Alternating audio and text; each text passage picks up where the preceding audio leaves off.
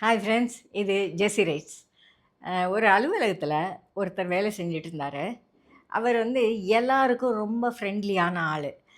எல்லார்கிட்டயும் சிரிச்சு பேசுவாரு. எல்லாரோடையும் ஃப்ரெண்ட்லியா இருப்பாரு. தான் கொண்டு வர்ற சாப்பாட எல்லாரோடையும் ஷேர் பண்ணுவாரு. மத்தவங்க கிட்ட வாங்கி சாப்பிடுவாரு. அவரு கோவப்பட்டு யாருமே பார்க்க முடியாது. அந்த அளவுக்கு ரொம்ப ஃப்ரெண்ட்லியான ஆளு. சில சமயம் ஸ்டாஃப் எல்லாம் வந்து அவர ரொம்ப கிண்டல் பண்ணுவாங்க. அ அதாவது அவர ஏமாளி அப்படிங்கிற மாதிரி கணக்கெடுத்துட்டு, அவர ரொம்ப கிண்டல் பண்ணுவாங்க. அவரோட திங்ஸ் எடுத்து ஒளிச்சு வைக்கிறது, அவர டீஸ் பண்றது, அவர அப்படி அந்த மாரி அவர வந்து இரிட்டேட் பண்ணிக்கிட்டே தான் இருப்பாங்க. ஆனாலும், அவரு எப்பவும் போல சிரிச்சுக்கிட்டே இருப்பாரு. வேலைய நல்லா செய்வாரு. வேலையில எந்த குறைவும் வைக்க மாட்டாரு. ஸ்டாஃப பொறுத்தவரைக்கும் அவரு ஒரு ஏமாளி அப்படின்னு அவங்க கணக்கு பண்ணிட்டு, யார் யாருக்கு என்ன வேலை செய்ய முடியலையோ, கஷ்டமா இருக்கோ, சோம்பேறித்தனமா இருக்கோ எல்லாத்தையும் அவர்கிட்ட கொண்டு போய் குடுத்துருவாங்க. அவரு அப்பவும் கோவப்பட மாட்டாரு. சிரிச்சுக்கிட்டே அந்த வேலைகளையெல்லாம் செஞ்சு குடுப்பாரு. அவசரத்துக்கு கடைக்கு போணும்னா கூட அவர கூப்ட்டு, "கொஞ்சம் இத போய் வாங்கிட்டு வரீங்களா? ஒரு சாப்பாடு வாங்கிட்டு வரீங்களா?" அப்படின்லாம் கேட்பாங்க. ஆக்சுவலா அவரு அந்த பொசிஷன்ல இல்ல.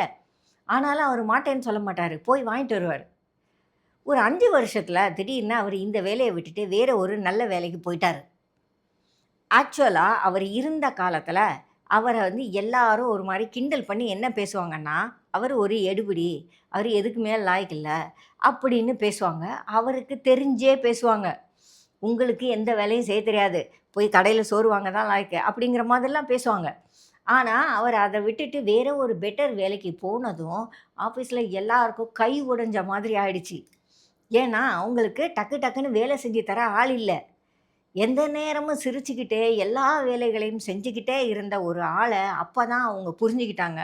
எவ்வளவு பெரிய பர்டன அவர் வந்து தாங்கிக்கிட்டு இருந்தாரு. அவர் எவ்வளோ பெரிய ரோல் அந்த ஆஃபீஸ்ல செஞ்சுகிட்டு இருந்தாரு அப்படின்னு சொல்லி. ரொம்ப வருத்தப்பட்டாங்க. ஐயோ! அவர நம்ம மிஸ் பண்ணிட்டோம். அவர் இருந்திருந்தாருன்னா, இந்த வேலையெல்லாம் ரொம்ப நல்லா நடந்திருக்கும். ரொம்ப வேகமா நடந்துகிட்டு இருக்கும். சிரிச்சுக்கிட்டே இருப்பாரு மனுஷன். அவர் வந்து நம்மள என்னைக்குமே ஹர்ட் பண்ணதே கிடையாது. நாம தான் அவர மிஸ் பண்ணிட்டோம் அப்படின்னு. பல நேரங்கள்ல நமக்கும் இதே கதி தான் வரும். நாம எவ்வளவு வேலை செஞ்சாலும் நம்மை சுத்தி இருக்கிறவங்களுக்கு அது காணாது, போதாது. "என்னத்த வேலை செய்றான் ஒண்ணும் தெரியல" அப்படின்னு சொல்லுவாங்க. அவளுக்கு ஒண்ணுமே தெரியாதுங்க. சும்மாவே தான் இருப்பா. வேஸ்ட்டா சம்பளம் வாங்குவா. இப்படின்னு சொல்றவங்க நெறைய பேர் உண்டு. கவலைப்படாதீங்க. அது எத பத்தியுமே கவலைப்படாதீங்க. உங்களாலே என்னென்ன வேலைகள் செய்ய முடியுமோ, எந்தெந்த வேலையெல்லாம் சின்சியரா செய்ய முடியுமோ, அவ்வளவையும் செய்யுங்க. நீங்க அத பத்தி கவலைப்படாதீங்க. அவங்க அப்படி பேசுறாங்க, இவங்க அப்படி பேசுறாங்க அப்படிங்கிறத பத்திலாம் கவலைப்படாதீங்க. காலம் வரும். உங்களுடைய அருமைய அவங்க புரிஞ்சுக்கிறதுக்கான காலமும், நேரமும் வரும். அத ஒருவேளை நீங்க இருந்து பார்க்க முடியாம போகலாம். அத பத்திலாம் நீங்க கவலைப்படாதீங்க. உங்களோட அரும அவங்களுக்கு தெரிய வேண்டிய காலம் வரும். அதுவரைக்கும் உங்க பாட்டுக்கு உங்க வேலைகள செய்யுங்க. யாரோட பாராட்டும், யாரோட சர்டிஃபிகேட்டும் உங்களுக்கு தேவையில்ல. உங்களுக்கு தெரியும் உங்க வேலைய எப்படி செய்யணும்னு.